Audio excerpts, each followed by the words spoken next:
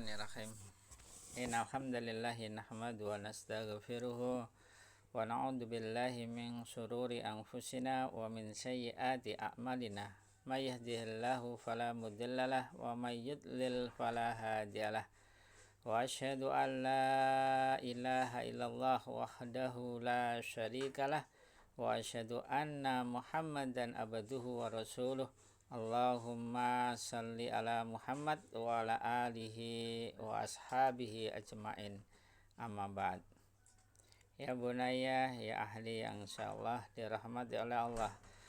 Mari kita lanjutkan sekarang pembacaan kitab baru, yaitu kitab tentang fikih wanita muslimah berdasarkan Al-Quran dan As-Sunnah. Bismillahirrahmanirrahim. Tanda-tanda balik bagi wanita. Muqaddimah. Saudariku muslimah, ketika seorang wanita sudah mencapai usia balik, maka hukum-hukum syariat telah berlaku atasnya.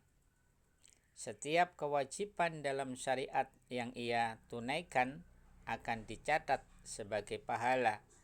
Sebaliknya, apabila ia tinggalkan, akan dicatat sebagai dosa. Begitu pula dengan keharaman dalam syariat.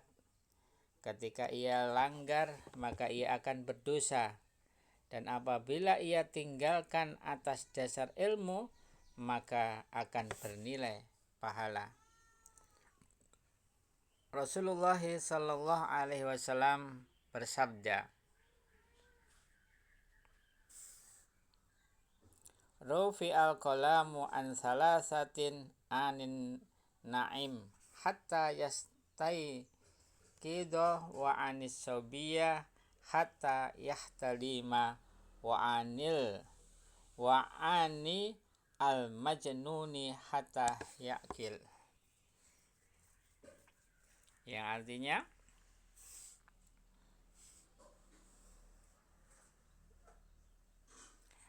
pena diangkat, yakni tidak tercatat dosanya dari 3 golongan. 1. Orang yang tidur sampai dia bangun. Anak kecil sampai mimpi basah, yakni balik. Dan yang ketiga, orang gila sampai ia kembali sadar atau berakal. Hadis riwayat Abu Daud. Jadi Rasulullah SAW bersabda, ya, pena itu diangkat, yakni tidak tercatat dosanya dari 3 golongan, ya, yaitu orang yang tidur sampai dia bangun, ya. Jadi orang yang tidur sampai dia bangun. Yang kedua, anak kecil sampai mimpi basah, yaitu balik, ya. Jadi maksudnya belum terkena dosa, ya, anak-anak kecil sampai mimpi basah atau balik. Jadi sebelum balik, ya, dia belum terkenai dosa. Yang ketiga, orang gila sampai ia kembali sadar atau berakal. Jadi orang yang mereka itu gila, ya, dia selama gila itu tidak dicatat dosanya, ya. Ini Rasulullah SAW bersabda tentang 3 orang yang pena itu diangkat. Maksudnya yaitu tidak tercatat dosanya bagi 3 orang tadi. Nah, yang pertama tadi adalah orang-orang yang tidur sampai dia bangun. Selama tidur itu apa?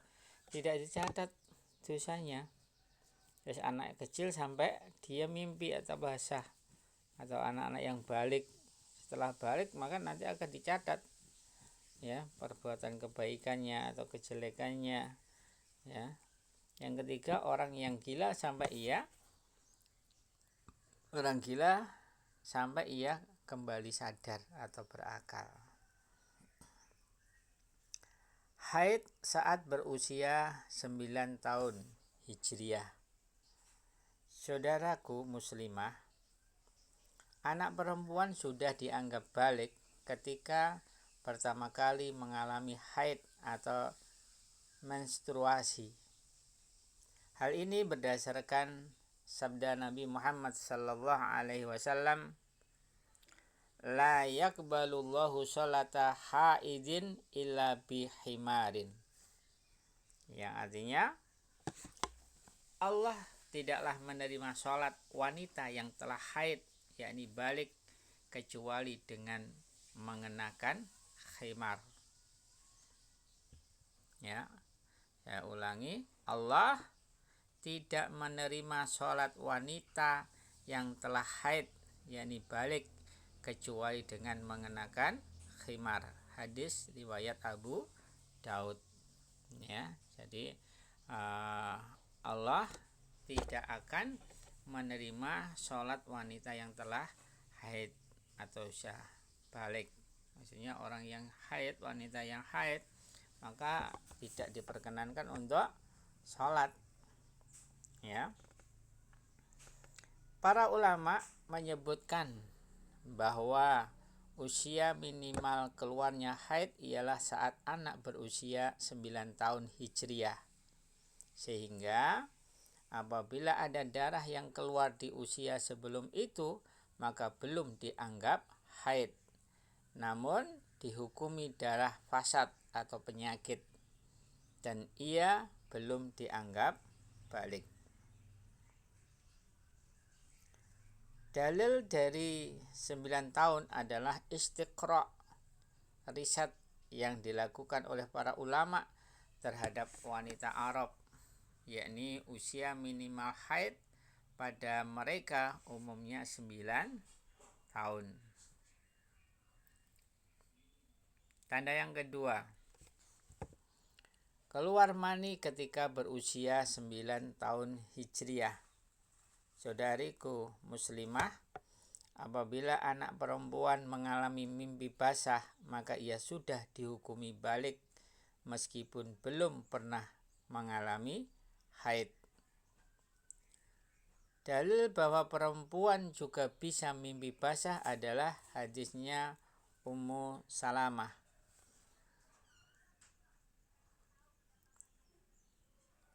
Hal alal mar'ati guslun idha hiya ahtalamat. Hiya talamat. Qala na'am idha ra'aitil ma'. Yang artinya, seorang wanita bertanya kepada Nabi Muhammad sallallahu alaihi wasallam, apakah wanita wajib mandi saat mimpi basah? Lalu beliau menjawab, ya, jika ia melihat air, yaitu mani. Dan mimpi basah ini dihukumi sebagai tanda balik apabila terjadi di usia 9 tahun Hijriah atau lebih. Hal ini berdasarkan istiqra', riset yang dilakukan oleh para ahli fikih. Genap berumur 15 tahun. Ini tanda yang ketiga, genap berumur 15 tahun. Saudariku muslimah, apabila anak perempuan kita belum mengalami haid atau mimpi basah hingga ia sempurna berusia 15 tahun Hijriah, maka sejak umur tersebut ia dihukumi balik. Dalil dari masalah ini adalah hadisnya Ibnu Umar, yang bunyi hadisnya, uritu ala Rasulillahi sallallahu alaihi wasallam yauma Uhudin wa ana ba'nu arba'a asyirah falam yujisni walam yarani balagtu summa aridtu alaihi yaumal khandaq wa ana banu khamsa asyratan fa ajazani. Ya, artinya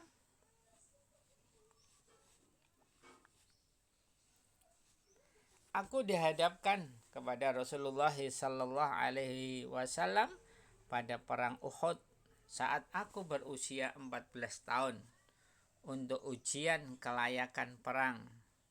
Namun Rasulullah sallallahu alaihi wasallam tidak mengizinkanku dan beliau belum menganggapku balik. Kemudian di tahun berikutnya aku dihadapkan lagi kepada Rasulullah sallallahu alaihi wasallam pada perang Khandaq saat aku berusia 15 tahun. Maka beliau pun mengizinkan aku untuk ikut berperang. Hadis riwayat Muslim. Ya. Jadi dari siapa tadi? Ibnu Umar, ya. Jadi Ibnu Umar, anaknya Umar, itu dia mengatakan bahwasanya pada usia 14 tahun dia itu menghadap kepada Rasulullah sallallahu alaihi wasallam, ya. Dia ingin ikut perang Uhud, ya. Setelah itu dia dicek oleh Rasulullah sallallahu alaihi wasallam, ya. Pada waktu itu umurnya masih 14 tahun. Maka pada waktu itu Rasulullah SAW tidak mengizinkan Ibnu Umar ikut perang, dan dia itu dianggap usia 14 tahun itu dianggap belum balik, ya. Tetapi tahun berikutnya, ya, pada waktu ada pendaftaran perang Khandaq, ya, pada waktu itu Ibnu Umar sudah usia 15 tahun, ya. Jadi dia daftar kepada Rasulullah SAW, dan akhirnya pada usia 15 tahun itu Rasulullah SAW mengizinkan Ibnu Umar itu untuk ikut perang, yaitu perang Khandaq, ya. Jadi ini usia balik menurut hadis ini yaitu usia 15 tahun, ya. Sekarang kewajiban orang tua saat anak perempuannya sudah memayyiz saudariku muslimah. Ketika seorang anak sudah mencapai usia 7 tahun Hijriah dan terdapat tanda-tanda tamyiz, yakni sudah mampu makan, minum, istinja, cebok sendiri, maka wajib atas ayah bundanya untuk 1. Mengajarkan perkara-perkara yang diwajibkan saat sudah balik, ya, dari perkara wudu, sholat, puasa, dan selainnya, ya. Jadi ini kewajibannya dua orang tua, yaitu ibu dan bapaknya, ya. Kalau anaknya sudah usia 7 tahun, sudah tanda-tanda tamyiz sudah ada pada dirinya seorang anak. Tamyiz itu yaitu apa? Sudah mampu untuk makan, untuk minum, untuk istinja sendiri, untuk cebok sendiri, maka kedua orang tuanya wajib apa? Mengajarkan 1, yaitu mengajarkan perkara-perkara yang diwajibkan saat sudah balik, yaitu dari perkara tentang wudu, ilmunya sholat, dan ilmunya puasa, dan lain sebagainya. Itu usia tamyiz, itu mulai diajarkan. Yang kedua, mengajarkan mereka perkara-perkara yang diharamkan, seperti perbuatan syirik, durhaka pada orang tua, mencuri, berbohong, dan sebagainya, ya. Ini mulai, ya, kedua orang tuanya punya kewajiban untuk menyampaikan kepada anak-anaknya yang usia 7 tahun tadi. mengajarkan mereka perkara-perkara yang diharamkan oleh Allah, ini yang diharamkan oleh Allah, ya, maka harus dihindari, harus dijauhi. Contohnya tentang kesyirikan, itu harus ditanamkan pada anak-anak usia 7 tahun itu, ya. Terus diajarkan kepada anak-anak itu apa? Jangan sampai durhaka kepada kedua orang tuanya, harus berbuat baik kepada kedua orang tuanya, harus diajarkan, ya. Dia ajarkan jangan sampai mencuri, mengambil miliknya orang atau mengambil barangnya yang bukan miliknya. Nah, ini harus diajarkan. Dan juga diajarkan kepada anak itu apa? Jangan suka berbohong, ya. Tanamkan pada anak itu apa? Untuk berbuat baik, berbuat jujur, ya, dalam melakukan apa saja dianjurkan untuk jujur, ya. Jadi menanamkan kejujuran kepada anak-anak itu, ya, mulai usia yang 7 tahun itu, mulai pelajaran diberikan kepada mereka. Terus yang ketiga, ya, kewajibannya orang tua mulai memerintahkan mereka untuk sholat, puasa, dan mengenakan hijab syar'i, ya. Jadi ibu-ibu dan bapak-bapak, ya, kewajiban kalian, kewajiban orang tua, ya, memerintahkan anak-anaknya yang usia 7 tahun itu untuk sholat, untuk puasa, untuk mengenakan hijab syar'i, itu sudah dimulai.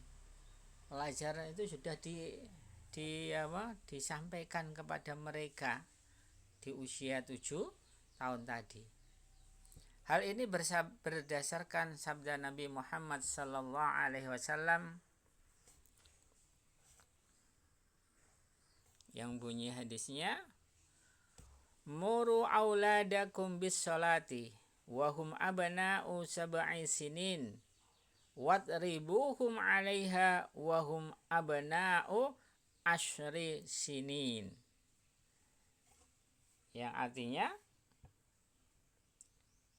suruhlah, perintahlah anak kalian sholat ketika berumur 7 tahun dan pukullah mereka tatkala berusia 10 tahun jika mereka meninggalkan sholat.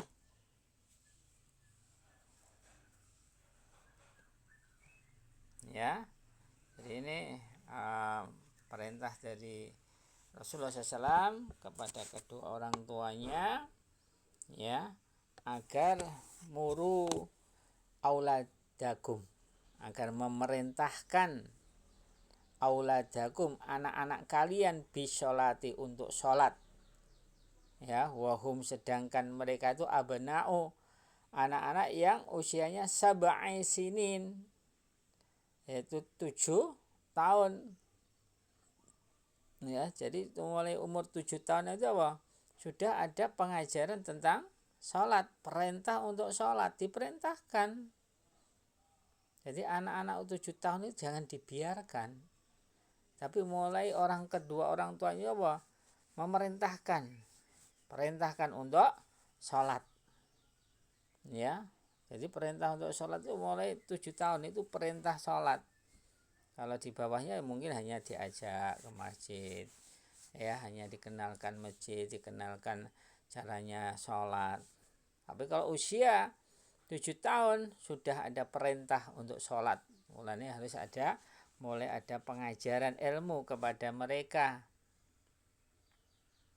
ya. Jadi mengajarkan kepada anak-anak itu bisalah dengan sholat, ya, sedang mereka itu anak-anak usia sab'i sinin, yaitu 7 tahun, ya.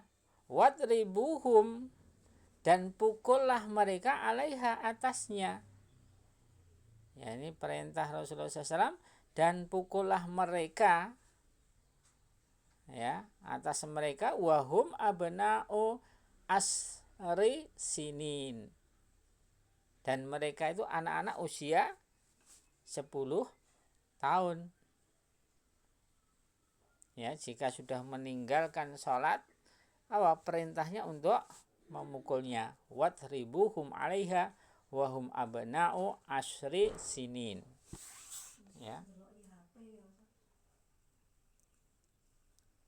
Ya ahli yang insyaallah dirahmati oleh Allah.